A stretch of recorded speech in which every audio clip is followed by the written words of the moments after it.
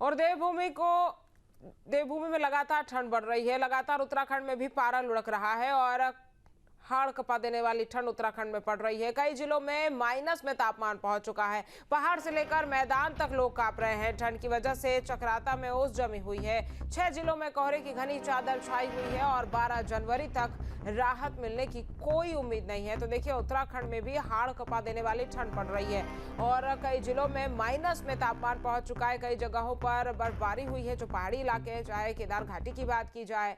और उसके बाद मैदान में भी जो है शीतलहर चल रही है, जिस वजह से ठिठुरन बढ़ रही है। ठंड की वजह से चक्राता में ओस जम गई और 6 जिलों में कोहरे की घनी चादर छाई हुई है। 12 जनवरी तक राहत मिलने की कोई उम्मीद नहीं है।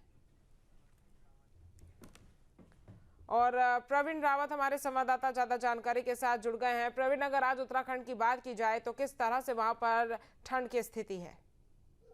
देखिए, क्योंकि बारिश नहीं हुई, काफी लंबे समय से बारिश नहीं हुई है, जिससे कहीं ना कहीं ठंड का प्रकोप बढ़ गया है और लगातार ठंड पड़ी है, जिससे कहीं ना कहीं लोगों को खासी दिक्कतों का सामना करना पड़ रहा है।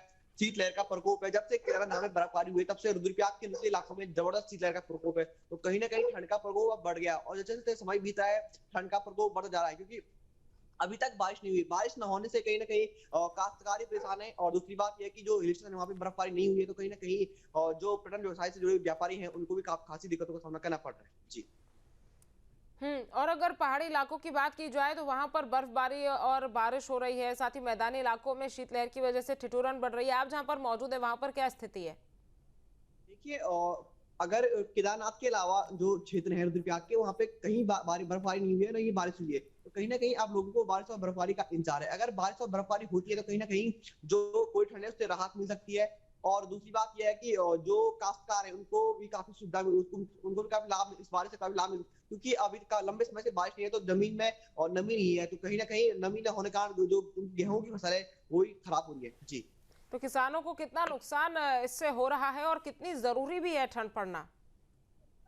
देखिए, कहीं ना कहीं ठंड पड़ना जरूरी तो है, लेकिन बारिश होना बहुत जरूरी है। अब बारिश होना बहुत जरूरी है क्योंकि लंबे समय से बारिश नहीं हुई है, तो कहीं ना कहीं बारिश न होने से जो जो खेत है उनमें नमी नहीं है और गेहूं की फसल जो बोई गई थी उसके लिए पर्याप्त मात्रा में कोई बारिश नहीं हुई है। तो कहीं ना कहीं बारिश होती है तो कहीं ना कहीं जो गेहूं की फसल है उसको लाभ मिल सकता है, वो अच्छी हो सकती है। लेकिन अभी तक बारिश नहीं हुई तो कहीं ना कहीं किसानों का मानना है कि जो पाले से उनकी फसलें खराब हो रही है। जी। ठीक है प्रवीण, तमाम जानकारी हम तक पहुंचाने के लिए आपका बहुत बहुत धन्यवाद। आपके मोबाइल पर तुरंत आएगी ब्रेकिंग न्यूज। स्क्रीन पर सबसे पहले दिखेगी बड़ी खबर। देश दुनिया की हर खबर एक जगह। अब आपके मोबाइल पर तुरंत फटाफट इंस्टॉल कीजिए न्यूज नेशन ऐप और रखिए खुद को अपडेट।